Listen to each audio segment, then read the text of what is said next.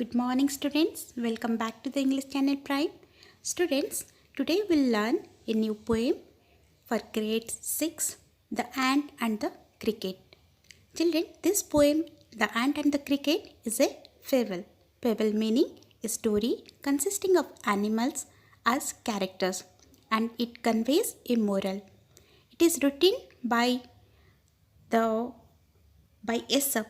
Aesop meaning children, he was a very famous Greek fabulist and storyteller, and he was credited with a number of fables, and now it is collectively known as Aesop's fables.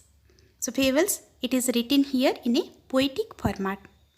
Now children, there are two insects given here, the ant and the cricket. Ant, you know, cricket meaning again another insect that looks like a grasshopper. Now let's start with the first stanza by stanza. I'll explain, and also I'll give you all the poetic devices used in this poem. So let's start. First stanza. A silly young cricket, accustomed to sing through the warm sunny months of gay summer and spring, began to complain when he found that at home his cupboard was empty and winter was come. Children, accustomed meaning when somebody is in the habit of something. So here the cricket is in the habit of singing. Complain meaning when you are unhappy and annoyed or dissatisfied in any way, and you complain or speak about that. So here there was a young and silly cricket, and he used to spend all his time in singing in the warm summer and spring months. He didn't realize, or not realizing, that these months were also meant for work, because with the arrival of winter, finding food would become very difficult. Therefore, summer and spring were meant for storing food also. But the cricket spent all the time in vain during the happy months, and now his cupboards were entirely empty. Children, you can observe here the rhyming scheme. It is regular. In the first stanza, look at the ending sounds. It ends with sing, spring, home, come, found, ground, say, etc. So here the poetic or rhyming scheme is A, B, B, C, C, D, D, D. And again there is another poetic device is used, as we have already discussed in the last class, the personification. Personification meaning giving the human-like characteristics to the animals or the non-living things.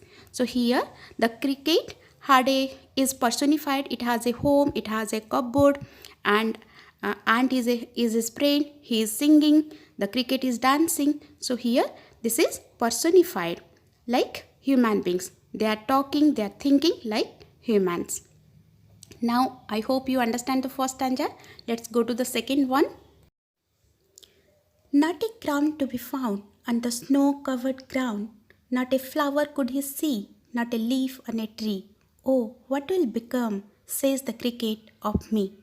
So here, again the poet Aesop is showcasing how the cricket had nothing within the house or outside to sustain himself, as he has wasted all the summer and spring months only in singing. So now the cricket realizes that the ground was covered with snow, not a crumb to be found, and there was not even a crumb of bread to be found, nor could he see any flowers or leaves on the trees. There was perpetually nothing to eat within the house or outside. So now he became desperate, not knowing what to eat and how to survive. So he is asking, what will become of me? Done? Understood? Let's go to the third stanza. At last, by starvation and famine made bold, all dripping with weight and all trembling with cold, away he set off to a miserly ant to see if to keep him alive he would grant. So now here the cricket was starving due to famine, hunger, and there are no resources to sustain himself. There is no food during the cold months of winter. The winter had taken a toll of his health, and he also had no shelter, no home to stay. He therefore set out to meet a miserly ant hoping that the ant may help him with something that would keep him alive. So, in these lines, Aesop, the poet, depicts how the cricket had to forego his self esteem and go begging before the ant. Next stanza, let's read, children. But before that, difficult word meaning, famine meaning, when there is nothing to eat, and miserly meaning, who is very greedy, who is very ungenerous. That is called greedy or miserly. Now, next stanza. Him shelter from rain and a mouthful of grain he wished only to borrow, he would repay it tomorrow. If not, he must die of starvation and sorrow. So here the poet is highlighting the cricket's need to borrow the grain to keep himself alive. So the cricket now approaching the ant. He approaches the ant to seek his help for shelter. The rains made it difficult for the cricket to protect himself from the wet surroundings, and he also needed some grains or food to combat hunger and starvation. So he informed the ant that whatever help he would take, he would repay it soon.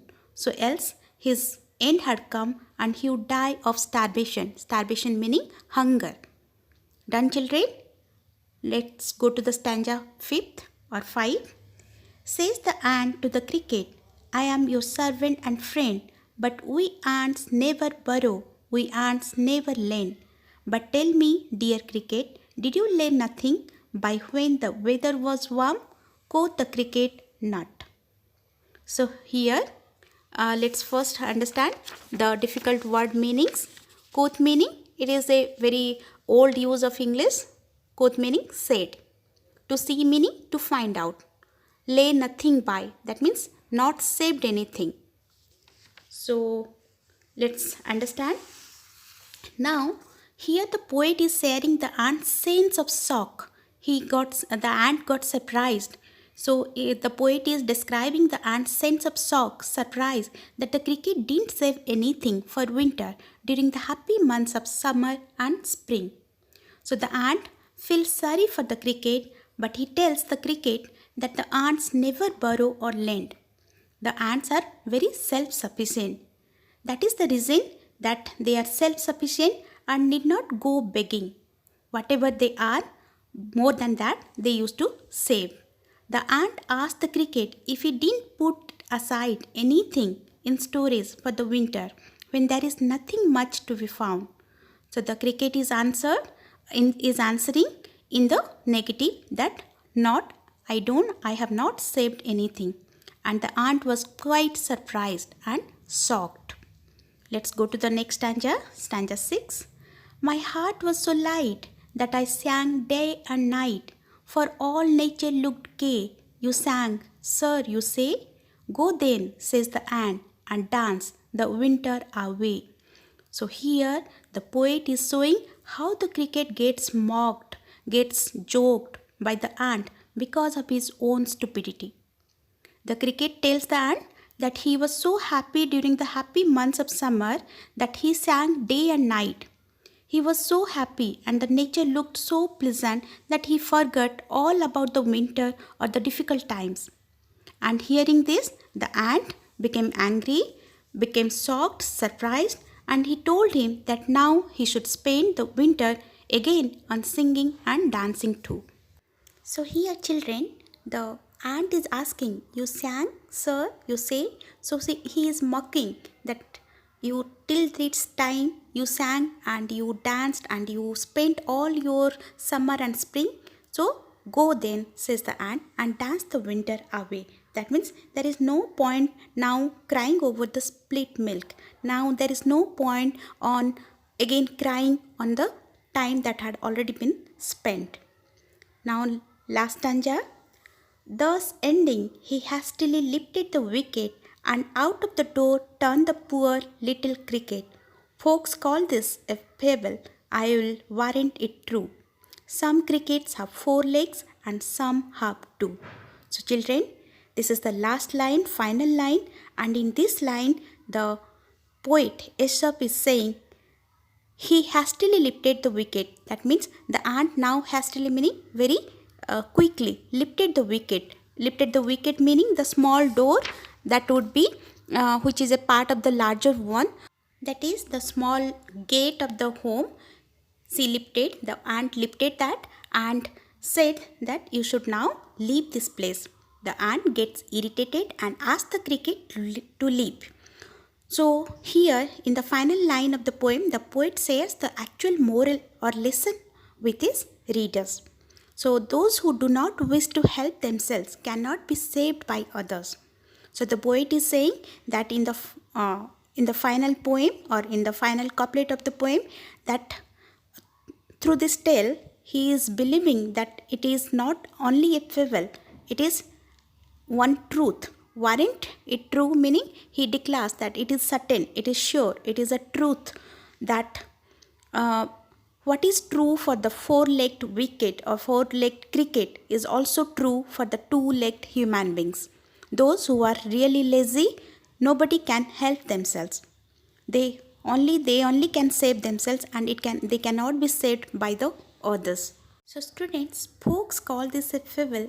Weren't it true? Some crickets have four legs and some have two. Meaning, it may be a fictional tale with animal characters, but the problem that is faced by the cricket is really true, is something that makes it true, especially for the human beings who were lazy, who does not save anything for their hard times, for the difficult times. Like the cricket, humans too forget to save for the difficult times. So that is the moral of this lesson. For students, this poem, The Ant and the Cricket, teaches us that we should work hard when we are young and energetic. See children, at such a time we have everything, like we have food, shelter, we have parents to take care. So this time does not remain forever. So when we grow up, we have to face the challenges of life, which are very hard, very difficult. If we make best use of our time now, during our youth, during our studentship, during our days in the school, then we will never suffer in our old age. And if we waste our time in enjoying, in remaining careless, then we will have to suffer throughout our life. And students, you can observe one metaphor used here. Metaphor meaning the figure of speech that compares or that directly compares two things.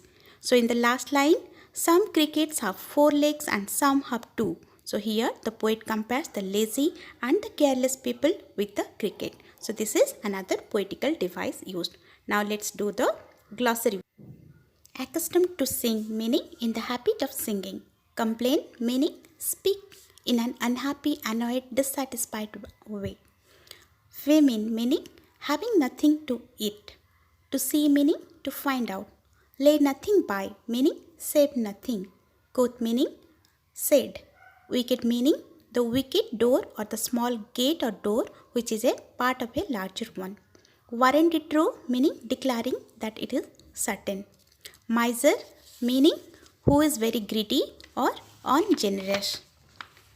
Now next is hastily meaning very quickly. Then this much would be the glossary or hard words. If any doubt, you can ask in the comment box. Hope you understand everything. Thanks children.